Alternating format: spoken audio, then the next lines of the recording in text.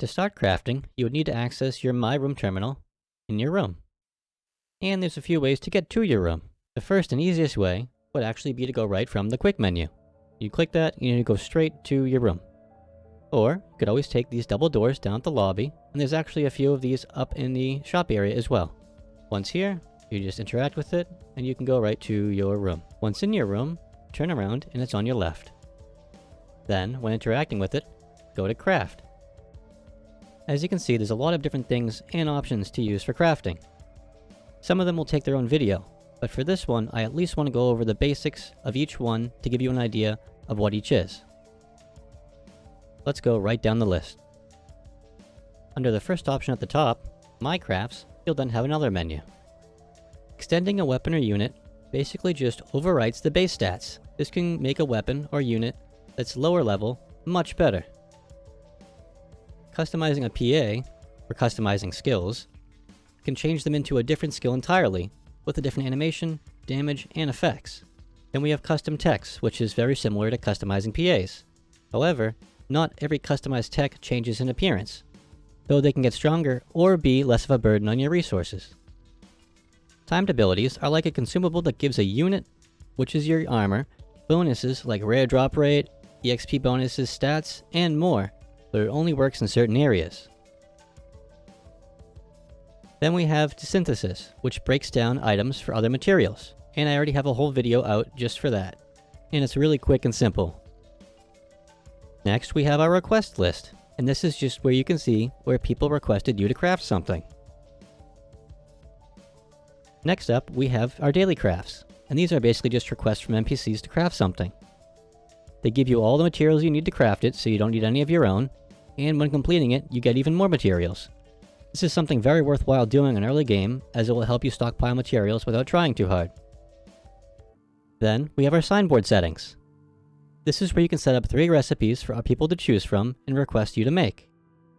Here, you can also edit your advertisements. Crafting achievements are gained by simply doing crafts, and they will also help contribute to getting to your next crafting level. So, the higher level crafting you are, the more bonuses you'll get. Some achievements will even give you new recipes, and some achievements actually require other achievements too.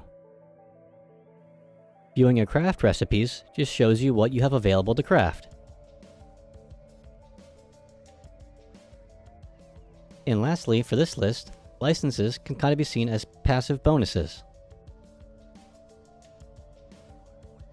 And now we have where the magic actually happens, where you actually craft, and these are called your craft lines. At the beginning, you start off with 1 slot. At crafting level 5, you get your 2nd slot, and at crafting level 15, you get your 3rd slot. You can acquire slots 4 through 6 with premium, and then 7 through 9 with Arcs Cash. Something to note, however, is there is a cooldown per each craft. But there are ways to reduce this cooldown, and this is from the Leparium. The name may be different on the Western release, but here is a picture of the icon so you can match it up in case it is different. There's a few ways to get this too. You can get it from Mining Face Defense Urgent Quest, from the Daily Craft Rewards, from some titles, and from the Arcs Cash store. Furthermore, there's also 5 different types. The minimum version is 15 minutes. The small version is 30-minute cooldown.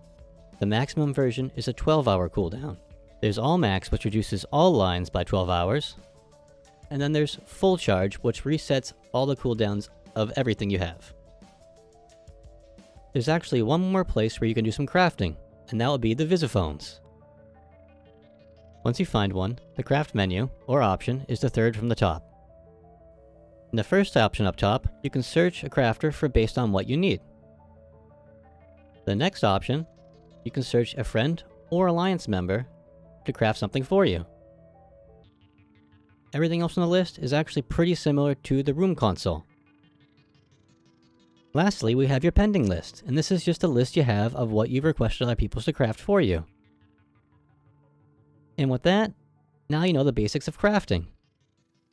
And as mentioned before, I will probably break down some of these functions into their own video, but I just wanted to give you a quick little overview of what to expect when crafting. Take care.